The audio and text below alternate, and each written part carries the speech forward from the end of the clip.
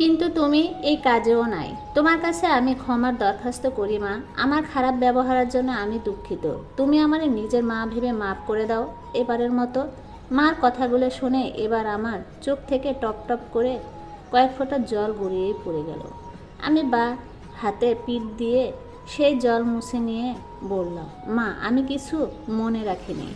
মা এবার আমার হাতটা টেনে ধরলেন, তারপর বলেন, বাচ্চা কাচ্চার জন্য মন খারাপ করবে না। কোন দেশের কোন ডাক্তারের বাচ্চা বলছে যে তোমায় কোনোদিন সন্তান হবে না। এটা হলো চরম ভুয়া কথা। সন্তান দানের মালিক সে না, সন্তান দানের মালিক উপরওয়ালা। তোমার একটা ঘটনা বলি শোনো বৌমা। আমার ছোট বোনের নাম সাজু। এই সাজুর বিয়ের 8 বছরেও সন্তান নেই। চেষ্টা কম করেনি। টাকা পয়সা আছে, তার স্বামী তারে নিয়ে বিলেত আমেরিকাও গেছে, সব ডাক্তারি ব্যর্থ। সন্তান হবে না। তার স্বামী কিন্তু তারে ডিভোর্স দেয় নাই। সে বলল সন্তান দানের মালিক সৃষ্টিকর্তা। সন্তান হবে না এটা আমাদের ভাগ্য। এই ভাগ্যর পরিহাস আমাদের মেনে নেওয়া লাগবে। এই জন্য তো 8 বছরের সম্পর্ক নষ্ট করে দেওয়া যাবে না।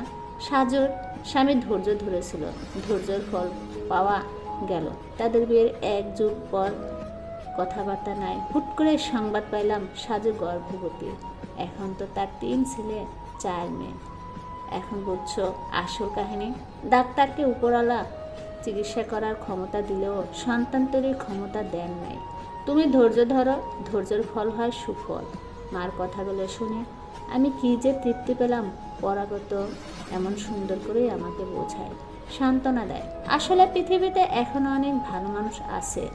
ভালো মানুষ না থাকলে পৃথিবী টিকে থাকতো কিভাবে? আরও 2 বছর পরের ঘটনা। আমার শাশুড়ির শরীরটা আরও খারাপ হয়েছে। তিনি এখন বিছানা থেকে উঠতে পারেন না। হাঁপানি তাকে একেবারে কাহিল করে ফেলেছে। এই সময় একদিন আমি টের পেলাম অস্বাভাবিক কিছু, কিন্তু বিষয়টা আমি গোপন রাখলাম।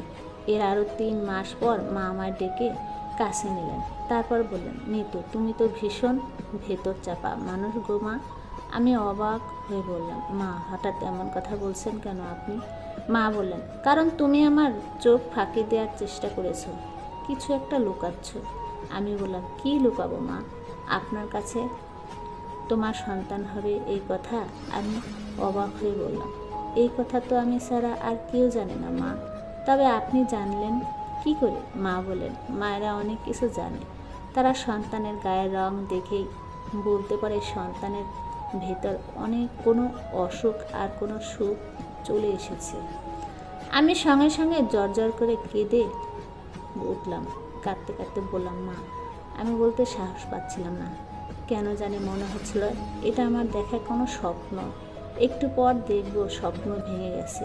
এই জন্য ভয়ে ভয়ে বলছিলাম।